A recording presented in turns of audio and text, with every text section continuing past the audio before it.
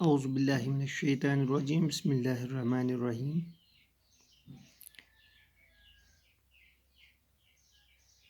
Welcome again, the students of class 6th for subject science. After completing the chapter water, so let us today take up the exercise questions of this very chapter. Dear students, let you open your books at page number 145. The question is, fill up the blanks in the following. यम खाली जाए यम छ बारी. तो पहला जो है question number 1 A part, the process of changing of water into its vapour is called. पढ़ा है आपने? हाँ, जब पानी बुखारात में तब्दील हो जाता है उस अमल को क्या कहते हैं? वेरी गुड, उसको बोलते हैं इवापोरेशन. तो पहले को हम लिखेंगे क्वेश्चन 1 ए पार्ट, इसका हम लिखेंगे evaporation.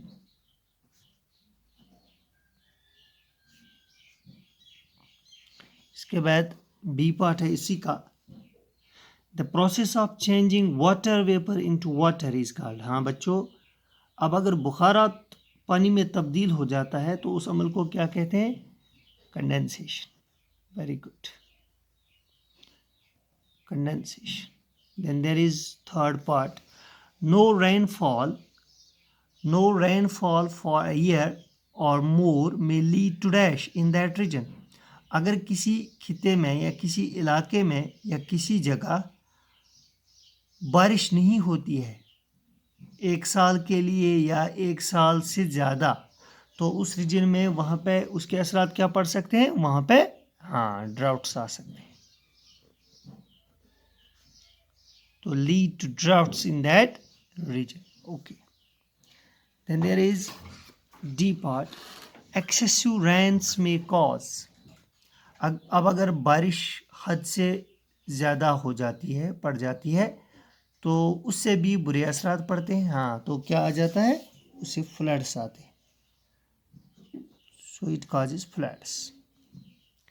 Then there is the dash point of ice is 0 degree Celsius. Ice बोलते हैं स्नो को, बर्फ़ को, ठीक है ना. तो उसका जो मेल्टिंग पॉइंट होता है, मेल्टिंग पॉइंट यानी जिस टेम्परेचर पे वो पिघल जाता है उसको बोलते हैं मेल्टिंग पॉइंट. वो 0 डिग्री है उसका melting point. The melting point of ice is 0 degree Celsius. इसके बाद एफ पार्ट है, floods damage soil by causing it's dash. तो युस यह सैलाब यवान छु अमि सۭتۍ जमीन ति छेना गसान. गो येली जमीन हुंद कटाव गसान छ, अथ वनान erosion, by causing its erosion. अम पत् गो क्वेश्चन नंबर 2. क्वेश्चन नंबर 2 वनान state for each of the following whether it is due to evaporation or condensation.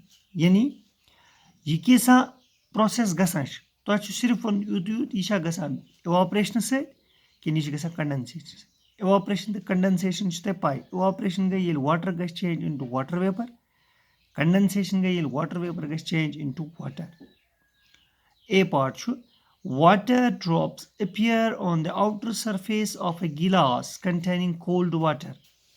अगर अख गिलास छु अत मं छु सरद आब, ठंडा आब, अत निबर कन छु लकट लकट वाटर ड्रॉप्स अपीयर गसान. वन सो गुब्रिश इवापोरेशन किन कंडेंसेशन? हाँ वेरी गुड. तो ये गई कंडेंसेशन, क्योंकि ये ऑलरेडी आपने पढ़ा है. इसके बाद बी पार्ट है, steam rising from wet clothes while they are ironed. येले अदरस पलवस करान छ प्रेस करान, आयरन करान छ, शाबाश, तथ बोह वथान. गुड. यह गई इवापोरेशन किन गो युस तथ मं आब हो सह गो convert into water vapour. So यह गई इवापोरेशन. गुड अमि पत् गुब्रियो C part fog appearing on cold winter morning yel ठंडी आसा ठंडी सुबह छु ठंड वंदस मज सुबह सु फॉग हो आसा धुंध हिच आसा सिद गई कंडेंसेशन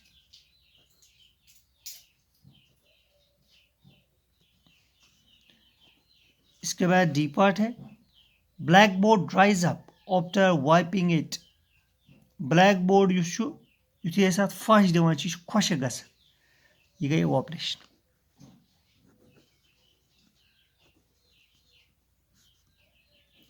अमि गुब्रियो यह part steam rising from A hot cradle when water is sprinkled on it बह वथुन ठीक है यह क्या गई यह गई operation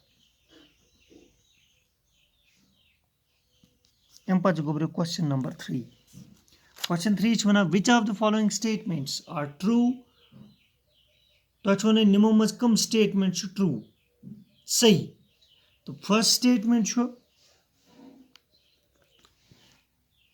water vapour is present in air only during the monsoon दपा हवास मज वाटर वेपर आसान सिर्फ मूनसून टाइमस मज ना यह गलत water vapour is present all the time in the air यह हर सात आसान अमिच कह क्वांटिटी कुन सात हे कम गित कुन सात ज्यादा गो यह गो फॉल्स अमि पत् statement B water evaporates into air from oceans rivers and lakes but not from the soil दपान वाटरस हसा इवापोरेशन गसान सिर्फ समंदरों दरियावो तो झीलों मज मगर युस सॉइलस अंदर तम वाटर ड्रॉपलेट्स आसान तथ न इवापोरेशन गसान कह ना तेल अगर ते गहे न कह तेल आसे ड्राउट्स गसान कि अगर रूद वारियास कालस पे न कह गो यह गो गुब्रियो फॉल्स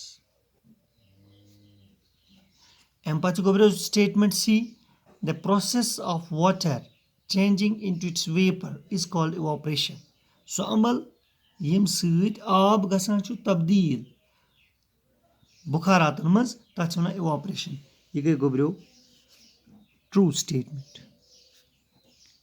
अमि पत् D part one the evaporation of water takes place only in sunlight यह इवापोरेशन सिर्फ गसान आफ्ताब ची रोशनी मज ना गलत अमि अलाव तह इवापोरेशन गसान गरो सानो मज गसान इवापोरेशन गो आफ्ताब ची लाइट यूत सत गसान इवापोरेशन कह तेल सही कि गलत गो यह गो फॉल्स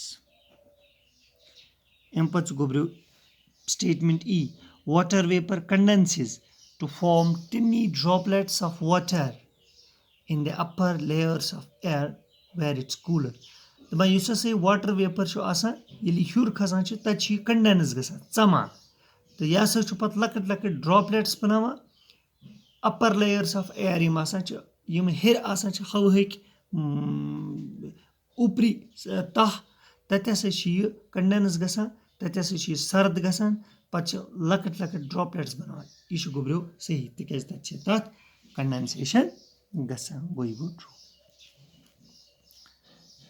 आज कैसे गई तुम गुब्रियो अमे 3 सवाल पेज नंबर 145 तह साइंस किताब हिंद ये तुम क्वेश्चन तो क्वेश्चन लिखियो तुम किताब पे जवाब कि ये पे हमें जवाब तुम तो जवाब लिखियो तुम नेम पे तो आज गई ये तो इंशाल्लाह सुबह परो ब्रोट कुन लिखो ब्रोट कुन सवाल शुक्रिया।